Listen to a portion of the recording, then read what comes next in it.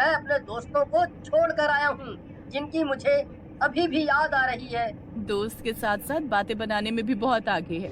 थोड़ा पढ़ाई लिखाई पर भी ध्यान दिया कर। इतना कहकर सुलोचना अपने बेटे के बैग में टिफिन बॉक्स डाल देती है और गोपाल अपने पिता दिवाकर की स्कूटी पर बैठकर स्कूल के लिए पास के फ्लाईओवर के नीचे से गुजरता है। वहीं से स्कूल का रास्ता था। तभी उसकी नजर एक गरीब परिवार पर पड़ती है जो बेहद गरीब था और तंबू के नीचे रहने को मजबूर था। ये लोग कैसे सड़क पर रहने के लिए मजबूर हैं? शाम को लौटते वक्त खाने के लिए मम्मी ने जो 2 केले और 1 सेब दिया है, इन्हें दे दूंगा। मैं तो कुछ भी खा लूंगा। स्कूल में मन लगाकर पढ़ाई करना। ठीक है पापा, मैं मन लगाकर ही पढ़ाई करूंगा। आपको चिंता करने की कोई जरूरत नहीं। आपका बेटा अब बड़ा हो गया है, वो अपनी जिम्मेदारी संभाल सकता है। मैं बस आज ही आपके साथ स्कूल जाऊंगा। कल से मैं यहाँ से पैदल ही स्कूल जाया करूंगा। थोड़ा वॉक हो जाएगा। आप ही तो कहते हैं सेहत का ख्याल रखना चाहिए। बातें तो तू बहुत बनाता है। अगर तुझे ये अच्छा लगता है तो ठीक है, तू पैदल ही आ जाना। दिवाकर अपने बेटे को स्कूल के बाहर छोड़कर खुद ऑफिस के लिए स्कूटी से रवाना हो जाता है। अब जब 2 बजे के बाद गोपाल की छुट्टी होती है तो वो अपने घर पैदल ही फ्लाईओवर के नीचे से गुजरता है और उसे फिर वही गरीब परिवार नजर आता है जो गोपाल को देख रहा था। ये फल आपके लिए। और 1 मिनट, मेरे पास ये 10 रुपए हैं। इससे अगर आप कुछ ले सकते हैं तो ये भी रख लीजिए। गोपाल का दिया हुआ फल और पैसा वो गरीब परिवार ले लेता है। उसमें एक छोटी सी बच्ची भी थी जो गोपाल को देखकर मुस्कुरा रही थी। अब गोपाल घर आ जाता है और अगले दिन सुबह तैयार होकर अकेले ही स्कूल के लिए निकल जाता है। सुबह के समय स्कूल जाते वक्त गोपाल अपना लंच बॉक्स उस गरीब परिवार को दे देता है जो उसे बहुत सारी दुआएं देते हैं। आज मेरी मम्मी ने आलू के पराठे बनाए हैं। इसमें 2 पराठे हैं, आप लोग खा लेना। मैं कल फिर से आऊँगा आपके लिए कुछ लेकर। अभी चलता हूँ, स्कूल के लिए लेट हो रहा हूँ। गोपाल इतना कहकर स्कूल के लिए निकल जाता है। अब गोपाल का ये रोज का था। वो सुबह शाम स्कूल से आते वक्त उस गरीब परिवार को अपना लंच बॉक्स, कुछ पैसे, फल ये सब लाकर दे दिया करता। एक रोज गोपाल अपने दोस्तों के साथ खेल रहा होता है।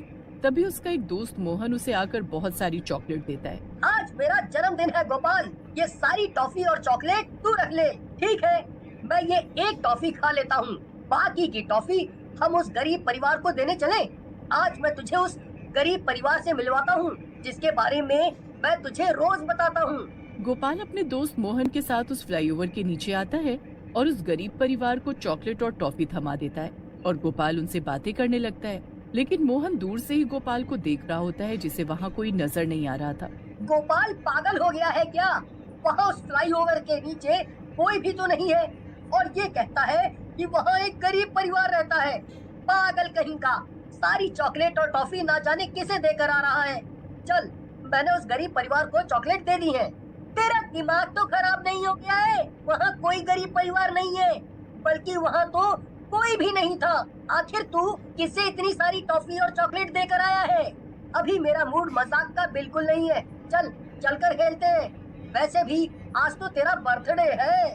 गोपाल को लगता है कि उसका दोस्त मोहन उससे मजाक कर रहा है, लेकिन सच्चाई तो यही थी कि वो भूतिया परिवार सिर्फ और सिर्फ गोपाल को ही नजर आ रहा था। इसके अलावा उस फ्लाईओवर के नीचे किसी को कुछ भी नजर नहीं आ रहा था। एक रोज खाना खाते वक्त गोपाल अपने पिता दिवाकर से कहता है, पिताजी, आपको पता है हम जिस फ्लाईओवर से स्कूल जाते हैं उस फ्लाईओवर के नीचे एक गरीब परिवार रहता है और वो लोग बहुत बुरी हालत में वहाँ पर रहते हैं। गंदे कपड़ों के साथ बगल में गंदी नाली भी है, लेकिन मैं हमेशा उनकी मदद करता हूँ। मेरे पास जो कुछ खाने को होता है मैं उन्हें दे देता। लेकिन आज तक तो मैंने उस फ्लाईओवर के नीचे किसी गरीब परिवार को नहीं देखा। यहाँ तक कि उस फ्लाईओवर के नीचे कोई भी नहीं रहता। हो सकता है पिताजी आपने ध्यान नहीं दिया हो, लेकिन उस फ्लाईओवर के नीचे एक गरीब परिवार रहता है। कल आप मेरे साथ चलना, मैं आपको उनसे मिलवाऊंगा। वो परिवार बहुत अच्छा है।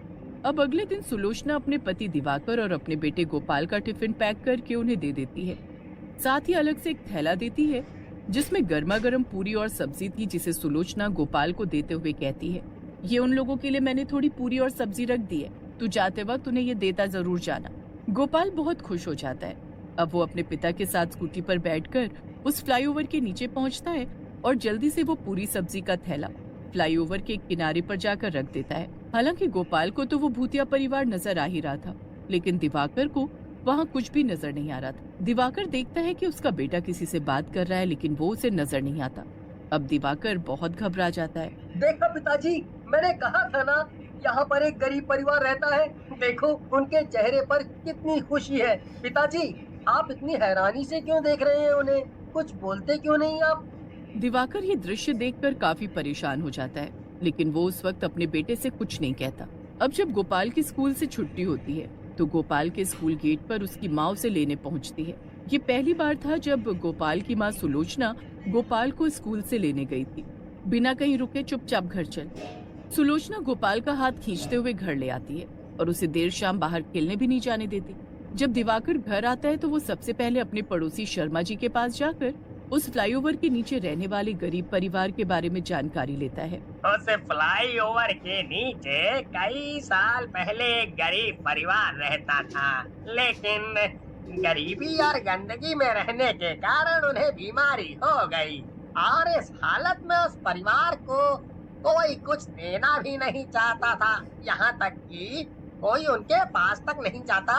इस वजह से एक एक करके उनके परिवार के सदस्य खत्म होते चले गए और जिसकी आप बात कर रहे हैं वो वही भूतिया परिवार है। वो हर किसी को दिखाई नहीं देते। मेरा बेटा बहुत नेक दिल का है और वो हर किसी की मदद करना चाहता है। इसी वजह से उसे वो भूतिया परिवार दिख रहा है। आपका बहुत बहुत शुक्रिया शर्मा जी। दिवाकर अब गोपाल को डांटता है और उसे अकेला कहीं भी जाने नहीं देता। गोपाल को भी उस परिवार के बारे में दिवाकर सब कुछ बता देता है कि वो कोई साधारण परिवार नहीं बल्कि भूतिया परिवार है जो मर चुके हैं। अब दिवाकर सुबह गोपाल को स्कूल छोड़ने जाता और सुलोचना उसे स्कूल से लेने जाया करती थी। ऐसे ही कई महीने बीत गए। अब वो बच्चा हमारी मदद को क्यों नहीं आता? लगता है उसके परिवार वालों को पता लग गया कि वो एक भूतिया परिवार की मदद कर रहा है। इंसानों की दुनिया बड़ी ही बेरहम है। हम गरीबों की जीते जी तो उन्होंने मदद नहीं की, लेकिन एक नेक दिल बच्चा हमें मिला तो उस बच्चे को भी हमसे दूर कर दिया। हम ना तो उसका कुछ बिगाड़ रहे थे, ना ही उसे कोई हानि पहुंचा रहे थे, लेकिन वो बच्चा हमारा निस्वार्थ मदद कर रहा था। गोपाल अब दिन ब दिन उदास रहने लगा था। उसे उस गरीब परिवार की काफी चिंता सताने लगी थी, लेकिन वो अपने माँ और पिता को कुछ कह भी नहीं सकता था क्योंकि गोपाल के माता पिता का गोपाल के लिए चिंता करना भी जायज था। वो एक ऐसी दूसरी दुनिया के लोगों की मदद कर रहा था जो उन्हें भी नजर नहीं आ रहे थे। एक रोज दिवाकर को ऑफिस से घर आने में काफी देर हो जाती है और जब वो रात के करीब 12 बजे उस फ्लाईओवर के नीचे से गुजर रहा होता है, तभी अचानक से दो लोग उसके सामने आते हैं। जल्दी से फोन, घड़ी, पैसे, जो कुछ है तेरे पास निकाल ले, वरना ये चाकू तेरे अंदर डाल दूंगा। हाँ। इतना कहने के बाद चोर दिवाकर का कॉलर पकड़ लेता है और उसे स्कूटर से गिरा देता है। ये सब वो भूतिया परिवार देख रहा था। तभी अचानक से दिवाकर जो कि नीचे गिरा हुआ था, वो देखता है उन दोनों चोर को हवा में किसी ने उठा रखा है। कुछ देर बाद वो चोर नीचे गिरते हैं और वहाँ से भाग जाते हैं। आप लोगों का बहुत बहुत शुक्रिया इन चोरों से मुझे बचाने के लिए। आप लोग मुझे देख तो नहीं रहे, लेकिन मुझे पूरा यकीन है आप लोग वही हैं जिसकी गोपाल हमेशा तारीफ करता है। इतना कहकर दिवाकर घर आ जाता है और अपने बेटे गोपाल को गले लगाकर कहता है, तेरा किया हुआ अच्छा काम आज मेरे काम आया है। तेरे उन भूतिया परिवार के लोगों ने मुझे चोरों से बचाया जो मुझे मारने वाले थे। कल से तू उस परिवार के लिए सुबह शाम खाना लेकर जाएगा और मैं भी तेरे साथ उनके लिए खाना लेकर जाया करूंगा। अपने पिता से ऐसी बातें सुनकर गोपाल के चेहरे पर मुस्कान आ जाती है और उस दिन के बाद से उस भूतिया परिवार की दिवाकर मदद